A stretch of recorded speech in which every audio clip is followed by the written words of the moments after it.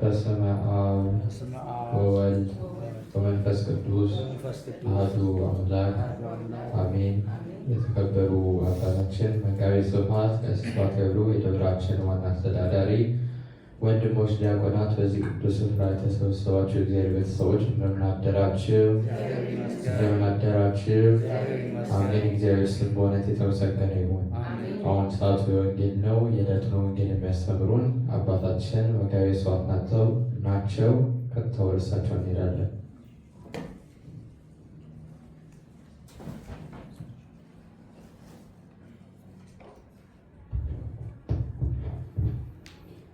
በስመ አብ ወወልድ ወመንፈስ ቅዱስ አሐዱ አምላክ ዘላለም ሥላሴ እግዚአብሔር ልጆች እንደምን አላችሁ? ምስጋና የባህሪ ብቸኛ ገንዘብ የሚሆን የአባቶቻችን የቅዱሳን አምላክ አምላካችን ቅዱስ እግዚአብሔር በቸርነት ስራ ሁሉ ቅዱስ ስሙ እየተመሰገነ ይሁን። እንኳን አደረሳችሁ። የእመቤታችን በዓለ ጽንሰት ሰሞኑን አሳልፈናል። እንዲሁ ደብረ ታቦርም እየመጣ ነው። ኪዳነ ምሕረትም የእመቤታችን ትንሣኤም ተያይዞ እየመጣ ነው። ቅዱስ እስጢፋኖስም ወርሃዊ በዓሉ እየመጣ ነው። ዓመታዊ በዓሉም እንዲሁ አንድ ወር ነው የቀረው። ሁሉም እየደረሰ ነው። ለሁሉም በዓላት በድጋሚ እንኳን አደረሳችሁ። ሰዓታችን በጣም ሄደዋል። ከሁሉም እንዳይቀር ትንሽ ትንሽ ነው የምናደርገው። ወንጌሉንም ትንሽ መዝሙር በሶስት ደረጃ የሚዘመር መዝሙር አለ። ዘማሪ አዲስ የሚያቀርበው መዝሙር አለ። ሁልጊዜ ሁለት ዝማሬ ያቀርባል። ዛሬ ግን አንድ ነው የሚያቀርበው። በቻናሉ ደግሞ ሁላችንም እንዘምረው አለ። ሶስት ነው የሚለቀቀው፣ አንዳንዴ አራት። ዛሬ የተለቀቀው ሶስት ነው፣ ግን አንዱን ብቻ ነው የምንዘምረው። ሊቀ ዲያቆን 2 ወር ነበር የሚወርበው፣ ዛሬ 1 ወር ብቻ ይወርባል። እንዲህ አድርገን ቶሎ ቶሎ አከራዮቻችን ከኛ በኋላ ቅዳሴ ስላላቸው እናስረክባለን ማለት ነው። ይህንን እድል የሰጠን እንዲህ ተሰብስበን በቤቱ ርፍ ብለን የቃሉን ጮማ እንድንቆርጥ የቃሉን ወይን ጠጅ እንድንጨልጥ በፊቱ ዓለም አታሳልፍምና እንድናርፍ ያደከመችንን ዓለምን እግዚአብሔር አባታችን ፊት መጥተን እንድናርፍ ደስ እንዲለን ያደረገን የረዳን እግዚአብሔር የተመሰገነ ይሁን። ወደ ርዕሱ በቀጥታ እናልፋለን። ስልክ ቀረጻ ባይኖራችሁ ጥሩ ነው። በስልክ ባትቀርጹ ጥሩ ነው። እንደ መብታችሁን እየነፈቅን አይደለም፣ መብታችሁ ነው። ቤተክርስቲያን እናታችሁ ናት፣ እናታችን ናት። ግን ቤተክርስቲያኑ የምታዩት እዚህ ጋር ሚዲያ አለው፣ ዩቱብ ነው። እሱ ለቤተክርስቲያኑ እድገት ነው፣ የግለሰብ አይደለም፣ የቤተክርስቲያኑ እድገት ነው። እና እሱን ምንድን ነው የሚባለው አይደለም፣ ሼር፣ ኮሜንት፣ ላይክ ከማድረጋችሁ በፊት ሰብስክራይብ ታደርጉት ያው ትባረኩበታላችሁ ማለት ነው። አገልግሎት እንዲያርግ ነው። ስለዚህ እንደዛ እንድታደርጉ ብለን ነው እንጂ ስልካችሁ የእናንተ ነው፣ ቤተክርስቲያናችንም የሁላችን ናት። ወደ እርሱ እንሄዳለን። በሉት እስኪ ልበለውና ወኢዜኒ እብለክሙ ግበሩ እንከ አይርክተ እምኔዋየ አመፃ። ወደ አማርኛው ስንመልሰው እኔ ግን እላችኋለሁ ይላል። ክርስቶስ ነው የተናገረው፣ በምሳሌ አድርጎ ነው የተናገረው። እኔ ግን እላችኋለሁ በሚያልፍ በአመፃ ገንዘባችሁ ወዳጆች አብጁለት አብጁበት አለ። የሚገርም ነገር ነው።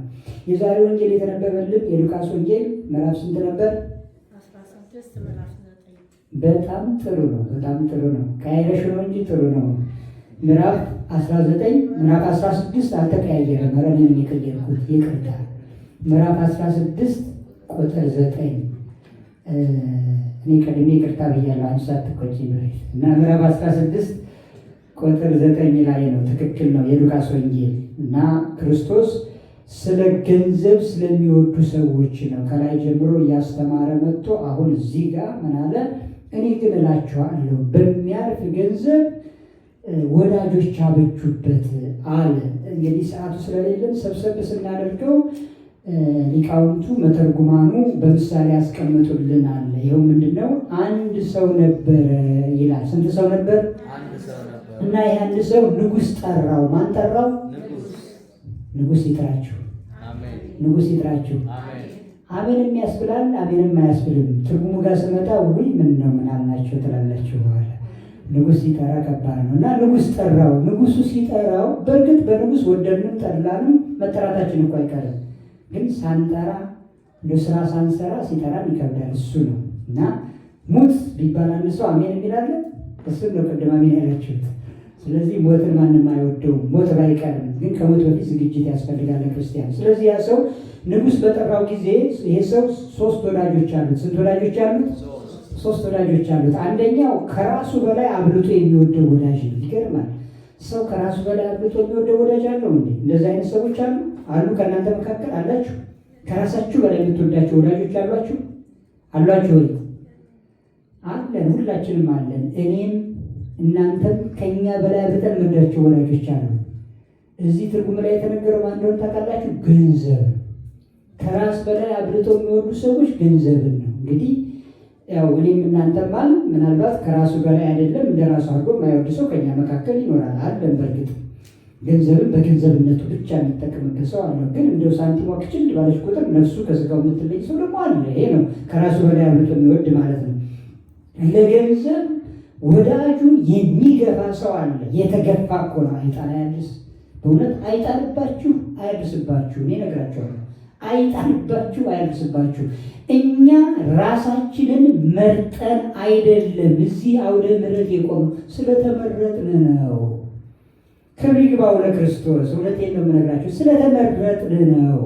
ለዚያ ነው አይጣል አያድርስ ማለት። ምክንያቱም ለገንዘብ ብለው የተገፉ ሰዎች ሰውን ይገፋሉ። የተገፋ ነው ሰውን የሚገፋ።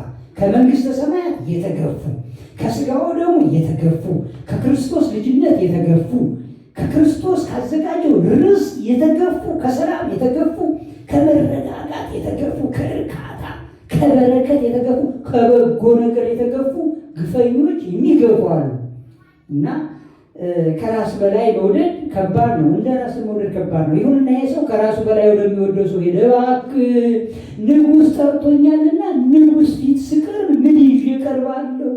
እንደው ተቸገርኩ፣ እባክህ ካለ ነገር ስጠኝ አለው። ይሄ ሰው የሚለው ጥሩ ነው። በቃ ትንሽ ነገር አለችልህ፣ እንደው ይቺን ነገር ይዘህ ሂድ አለው። ያቺ ነገር ንጉሥ ፊት ለመቅረብ ምንም ዋጋ የላትም። ንጉሥ ያችን ነገር አይጠላትም፣ ግን እሱ ፊት ምንም ዋጋ የላትም። ያውቃታል ንጉሥ ያችን ነገር ተራ መናኛ ነገር ናትና፣ ስለዚህ እያዘነ ሄደ። ያ ሰው ከራሱ በላይ የሚወደው ወዳጁ ይችል ብሎ መናኛ ነገር ስለሰጠው ደግሞ እንደ ራሱ የሚወዳቸው ሰዎች ጋር ሄዱ። የሚወደው ሰው ጋር ሄደና እንደው ንጉሥ ጠርቶ ልሄድ ነው፣ እባካችሁ ምንም ይዤ የምቀርበው ነገር የለኝም አሉ። እነሱ ምን አሉት? አይዞ በርታ፣ የምንሰጥ ምንም የለንም፣ ግን አይዞ እንሸኝሃለን፣ ንጉሥ በር ድረስ እናደርሳለን፣ በሩ ድረስ አሉት። ሸኙት፣ ግን ምንም አልሰጡትም። 3ኛው ወዳጁ ግን የሚንቀው ወዳጁ ነው። ምን የሚለው አደራ ክርስቲያኖች፣ የምትንቋቸው ወዳጆች እንዳይኖሯችሁ፣ እንዳትጎዱ። አንዳንድ ሰው አለ የሚንቀው ወዳጅ አለው። ወዳጁ ነው፣ ጓደኛው ነው። ጥራ እንኳ ቢባል አለች ገሊት እንደው አለ ገሊ ያው መቼም እንደው የሚል ሰው አለ። ንቆ በቃ እኔ እኮ አንተ ልርዳህ ብዬ ነው፣ እኔ እኮ አንቺ ልርዳሽ ብዬ ነው። በቃ ራሱ የሚቆፉ ሰዎች የሚጣበዩ፣ ልክ በቃ ሴቷ ከሆነች ራሷን ንግሥት የምታደርግ ጓደኛዋ እንደ ባሪያ የምታይ ገንዘብ ስላላት የሆነ እንዲህ ስለሆነች በቃ ያችኛዋ ደግሞ ምስኪን። ያቺ ግን አንድ ነገር አላት፣ ልብ አላት። የክርስቶስ ልብ አላት። የክርስቶስ ልብ ይኖራችሁ እናቶቻችን፣ እህቶቻችን፣ ልጆቻችንም ሕፃናቱንም እግዚአብሔር የክርስቶስ ልብ ይስጥልን።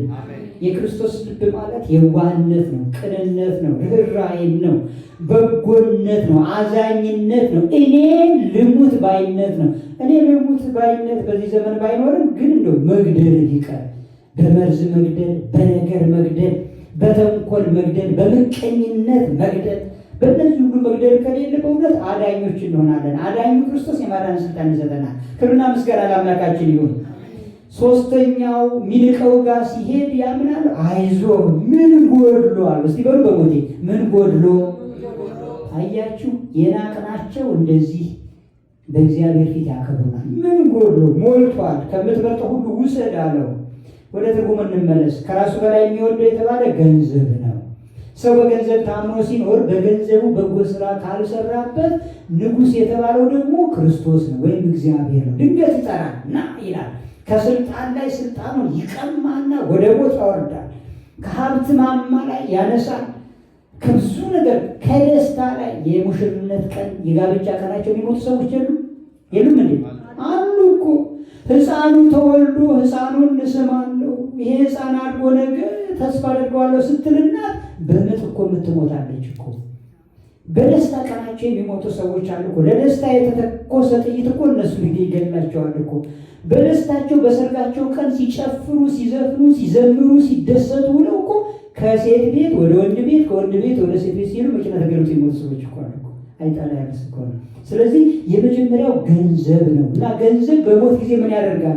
አንድ መናኛ ነገር ሰጠው የተባለው ከፈን ይሰጣል። ምን ይሰጣል? ምን ይሰጣል? ከፈን። የአስከሬኑ መሸፈኛ ጨርቅ ማለት ነው። ገንዘብ የሚሰጠው ሰው ሲሞት ምንም መቃብሩን የሚያስመስለት ህንፃ ቢያሰራለት ውድ የሆነ ሳጥን ቢገዛለት እኮ ለሰውየው አይደለም፣ ለቤተሰብ ነው። ቤተሰብ እንዳያፍር ነው። ሰውየውማ ሜዳ ቢጣል ቢል ከሞተ ነፍሱ ግን የምታገኘው ነገር የላትም። ሁለተኛው ደግሞ እንደ ራሱ የሚወደው የተባለው ማን መሰላችሁ? ባል፣ ሚስት፣ ልጆች፣ እህት፣ ወንድም፣ እናት፣ አባት። እነዚህ ሰዎች ደግሞ እንደ ራሱ የሚወዳቸው ናቸው። በሞተ ጊዜ ምንድነው የሚያደርግ? አይዞህ እሸኝሃለን አይደል ያሉት? እስከ መቃብር ወየው ወየው እያሉ እያለቀሱ ይሸኙታል። ንጉሥ ፊት ግን ምንም አይሰሩለትም። ምንም ነቲንግ፣ ምንም ያደርጉለት ነገር የለም። ሶስተኛው የሚንቀው የተባለ ግን ነዳያን ናቸው፣ የተቸገሩ ሰዎች ናቸው። ምጽዋት በእነሱ ጉሮሮ አልፎ ገነት ላይ ደጅ ላይ ይቆማል። አጋፋሪ ሆኖ እዛ ጋር ግባ ወደ ደስታ ግባ ይላል ምጽዋቱ ማለት ነው። ርኅራኄው ታሞ የጠየቅናቸው እዚህ ሀገር እንደምታውቁት ሰው የሚጠየቁ ሰዎች ገንዘብ ያጡ ሰዎች አይደሉም። በእርግጥ ገንዘብ ያጡ የሉም ባንልም፣ ግን ብዙ ሰው ያጣው ሰው ነው። ሰው ይርባል እዚህ ሀገር። ብቸኛ ሰዎች፣ በተለይ በእግዚአብሔር መመካትን ገንዘብ ያላደረጉ ሰዎች ይቸገራሉ። እና እነሱን ሄዶ አይዞህ አይዞሽ፣ ደህና አደርግ እስቲ ምንድን ነው ስሟቸው ከቻላችሁ ለሌ ነው ጊዜ የለም። በእርግጥ ግን ጊዜ ሰጣችሁ ስማቸው፣ አድምጧቸው፣ ጥቂት ያውሩ። እናንተ ምንም አታውሩ፣ ምንም አታውሩ፣ ያውሩ፣ ይናገሩ፣ ስማቸው በደንብ። አንድ ቃል ብቻ ተንፈሱ መጨረሻ ላይ አይዞሽ። ይህ እኮ ቀላል ነው። አይዞህ ይሄ ቀላል ነው እኮ። ከቻላቸው የቅዱሳንን ታሪክ ያውም የሚሰሙበት ጆሮ ካላቸው ነው። እነሱ የሚሰሙበት ጆሮ የላቸውም። ምክንያቱም መናገር የሚፈልጉት ማውራት፣ ውስጣቸው ላይ ያለውን ነገር ስሟቸው፣ እሱ ነው እና የመጨረሻው ደግሞ በቅዱሳኑ ስም ያ የተናቀ ማለት ስለ ተክለ ሃይማኖት ይመጣል። ተክለ ሃይማኖት፣ ሚካኤል፣ ገብርኤል ይመጣል። እመቤታችን አሉ፣ ቅዱሳኑ ሁሉ አሉ። በእነዚህ ስም በጎ ስራ መስራት ነው። ስለዚህ ወአነሂ እብለክሙ፣ እስቲ በሉት እንደገና ወአነሂ እብለክሙ ግበሩ እንከ። እኔ ግን እላችኋለሁ በሚያልፈው በአመፀኛው ገንዘብ በጎ ዋጋ ስሩበት። በአመፀኛው ገንዘብ በጎ ዋጋ ሰርተን ቸሩ እግዚአብሔር በቸርነቱ በጎ ዋጋ እንዲያድለን ቅዱስ ፈቃዱ ይሆንልን። ከእኛ ጋር ሆኖ በትንሿ ደቂቃ ያስተማረን ቸሩ እግዚአብሔር ክብርና ምስጋና ለቅዱስ ስሙ ይሁን። ወደ ዕለቱ ዝማሬ እንሄዳለን። ሁላችንም ከመቀመጫችን ከፍ ከፍ እንበልና ዝማሬውን እንዘምራለን። የመጀመሪያው ዝማሬ እንደሚታወቀው ዘማሪ አዲስ ነው የሚዘምርልን። እሱ ዘማሪው አዲስ ወደዚህ ነው። አሜን። የሕይወትን ቃል ቸሩ እግዚአብሔር ለሁላችንም ያሰማን።